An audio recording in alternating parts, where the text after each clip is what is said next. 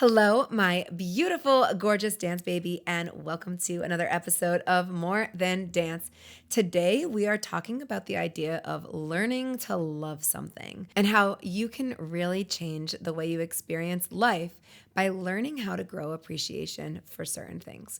So, when this comes up the most for me is when one of my students will come to class and they'll say something at the end of class like, wow, I can't believe I liked that song because when you first put it on, I was like, oh no. And this is something that happens to all dancers. And this is why I refrain from announcing songs every night that I teach. And it's because we have this idea of a song when we first listen to it. And even songs that you might really enjoy, the way that your choreographer or your dance teacher will think of them can be different than the way that you're hearing them. So going back to the idea of like, okay, put yourself in these shoes for a second. So you just arrived at class and the teacher put the song on and you're like, oh no, like I don't really, either A, I don't like this song and you already know you don't like it, or it's a song that you never knew before and you aren't really vibing with it. Okay. Well, the low vibration mindset will tell you like, okay, like you don't like the song and you don't like it. And the thing is, I work with a lot of beginner dancers. And so part of that is teaching them how to grow appreciation, because I think when you're an established dancer, you just know that it's about to happen. Like me, when I'm stepping into a class and I'm like, wow, I don't like this song. I'm like, okay, can't wait to love it. Can't wait to grow my appreciation. And I already know that that's going to happen before it happens. I just trust that it will because that's part of the process. But because I work with beginner dancers and people who haven't quite had that experience their whole life like I have, they get to learn that experience. So part of the way that we do that is playing the song and then having the moment after to really show our appreciation towards the song. And the way that it might come out, it could be because of a couple different things. So we laughed one time because sometimes my students will say, because I didn't really care for the song, I was able to focus on A, B, and C. Or, because I didn't really like the song, I didn't have so much pressure on myself because I love that song. Versus when they love the song, they put on the pressure. Like, I love this song, you better do it and you better do it perfectly. And sometimes it's just not how the night is gonna go. Just because you like the song doesn't mean you're gonna have a perfect night. Just because you don't like the song doesn't mean you're gonna have a shitty night. So when we learn to have this appreciation for things, we learn to love. We learn to love what we're experiencing. And it's a muscle that we get to stretch. You get to practice the art of loving things. You get to practice appreciation. And the big takeaway here is sometimes love comes after familiarity, not before. So here's a few reasons why people could resist a song. 1, they don't like the artist. 2, the song is not their style. 3, it reminds them of another song that they don't like. 4, it feels repetitive. 5, they don't see how they could find their own way within the song. And when we start to learn in layers, meaning we learn the choreography, we learn the style, just like we talk about the cake, we learn the foundational pieces of the routine. Then we go inside and we really understand like, okay, these are the hits that we're hearing. You start to hear more than you heard initially. You start to hear, oh, I hear that cool little beat in the background. Oh, cool. I hear that little like weird slippery sound that's going to be fun for me for improv. Or I didn't realize that they were saying this. And now that I can hear the lyrics, I really like that line. And when you start to point out these things that you can love, you start to love the song. And more than that, you start to love what the song is doing for you, how it's providing you with this experience of dance. So we're going to go over the 3 steps of learning how to love something. And the first is exposure. So this is actually a really, really cool story for me as a dancer and also as a DJ. So in the book, The Power of Habit by Charles Duhigg, there is a section in there about the song Hey Ya by Outkast. And if you've heard it before, it might be funny for you to know that this song was not really liked at first.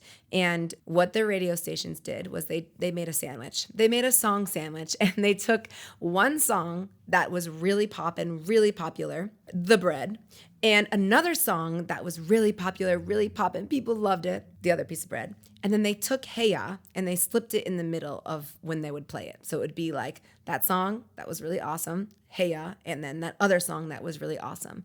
And they trained people to love the song Hey Ya, and it worked. And I can say as a DJ, like, this is one of those top songs that people will dance to of all generations on the dance floor. And if you've heard it, like, you can picture it right now while I'm talking to you, like, oh, okay, yeah. You might have a love-hate relationship with it. And that's what they did. I also think about this in terms of like when a new album will come out and it'll be like, oh, did you listen to, whatever, they just dropped a new album. Do you like it? And I'm always like, no, I don't. I don't like it. And I know myself, and I know that the more I listen to it, the more I grow my appreciation for it, the more I will love it. So upon first listen, in my head, I'm like, no, I don't like it. And I also say it knowing that I'm going to like it. So when people are commenting on like, oh, did you listen to it? I'm usually like, I'm going to listen to it. I'm going to keep listening to it because I'm not going to say that I don't like it. And there is like crazy appreciation that grows. And I still experience this even when I know. It's almost like I will the appreciation to happen anyway. Like when I'm listening to it and I don't like it, I'm like, okay, just appreciate it because you're going to eventually. And I'm like, I don't yet. I really don't yet. And it might be that I need to create to it. It might mean that I get an opportunity to spend more time with it in a really different way. Like maybe it becomes a memory. I always think about the song Teenage Dream by Katy Perry. And I just remember that song. I never really loved that song like that much. I didn't love it or hate it. It was just like a song. But I grew to love it because of this experience that I had like in the car driving. I was going on like a Bumble date and the song was just like, I was wearing jeans and she's talking about jeans. And I don't know. I just had this moment of like, oh, I liked that song now. And then like there's other songs. Like I think about the songs that will throw me back to when Josh and I were first dating. And there's like a few that I didn't really love or I wouldn't have turned them on myself. But if they come on now, I'm like, oh my God, like this is that song that we used to play all the time. Or, oh my gosh, it feels fun to like hear that again. And this probably happens to you as well. So exposure, step one. That's where we get to create more familiarity with the song. The second is context, and I did kind of just talk about this, but the context of the song. So it could be that it was your first dance class and you remember that song, and maybe it was just like it's special to you because that was your first time dancing and now you remember that song forever that way. Or in the case of what I was just saying with Josh and I, there's a song in particular that I don't think I would listen to on my own, but because he listened to it all the time, I just like, oh, I love that. That's my Joshy. And then there's step three, there's association. So there's the movement association with the context and with the exposure. You add the people in that give that song a memory for you, and then the song becomes personal. And it becomes part of your story and you start to grow to like it. So I chose this example just because it's so frequent that I'll hear this story. Like even just the other night, we had contemporary and one of the first circle shares of the night was, oh my God, I really didn't know how it was going to go tonight because when you put on the song, I really didn't like it. And I can't believe how much I like this song now. These are like real sentences from my students that they make a complete 180 on like what they think they love just because they dance to it. And I think about this a lot because I've known this trick my whole life of learning to appreciate things. And I think about this in terms of like things that I don't like in my daily routine or things that I don't like for instance, when Josh and I get to go to Boston to take care of my knee or go to certain doctor's appointments, like there's parts of me that like I do not like. And I've grown an appreciation for it because now it's an experience. So now when I go, I get to go with Joshy and he's there with me the whole day. And maybe we listen to like a podcast or something on the way, or we talk about something that we wouldn't normally have time for. So now that experience has become lighter because of one, my exposure to it. So there's so many times that I've gone to Boston now, which sounds like, okay, it's not that big of a deal. But if you know, the traffic in Boston is nuts during the week and in the morning. And it's just enough for you to just derail your day usually because it ends up being a 6-hour experience when you feel like it could just be like a 3-hour experience. And that time obviously is like so crucial, especially when you own your own business. So I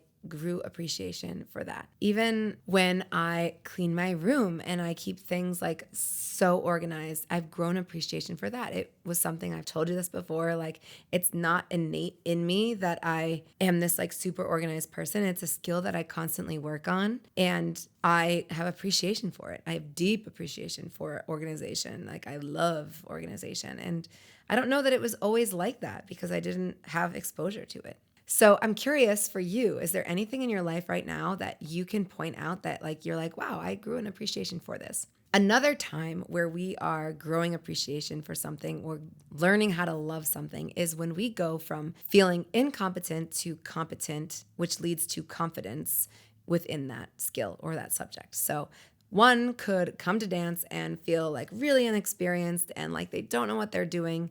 And then if they stick with it and they learn, they become so competent in that skill or whatever we're working on that they then feel confident. So therefore they end up loving how they're feeling, which means they love what it is that they're doing. And I see that happen a lot too. And I see that happen with myself in terms of gym stuff, doing certain exercises that really hurt my knee. But when I know that they're helpful for my knee, I'm like, okay, well, I like this, even though it kind of hurts. Like there's a move that I do where I just kind of like hang out in like a low squat and it kills. But I like it because I know that it's going to increase my range of motion for the rest of that day or the rest of that hour. And it doesn't really last for the week or for the next day. I have to do it all again just to like keep it warm and stuff. But for those next couple rounds of squats or whatever, it will feel a little bit better. So I've grown to appreciate that stance. I've learned to love that part of my workout. So when you think about the things that you're currently resisting, what are they?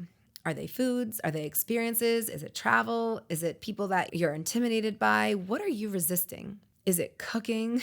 Sometimes the things that you hate are the things that you learn to treasure. So I think like a great affirmation to take with you for this is knowing that love is not instant. And actually in your relationship right now, you can maybe think about that. Like the way that I love Josh right now is not the same way that I loved him when we first met. It's so much deeper. Like I loved him when we first met. Yes. And I love him so much more now. I know so much more about him. I have so much more appreciation for him. Sometimes you get to meet something where it is, spend time with it, and let it teach you. And when you do, you'll realize that the things that you once resisted are actually the things that expand you. Because let's go back to this song idea for a second. So you have this dance class, you did this song that you really didn't like, and then it unlocks something within you. Well, okay, you realize you don't really care.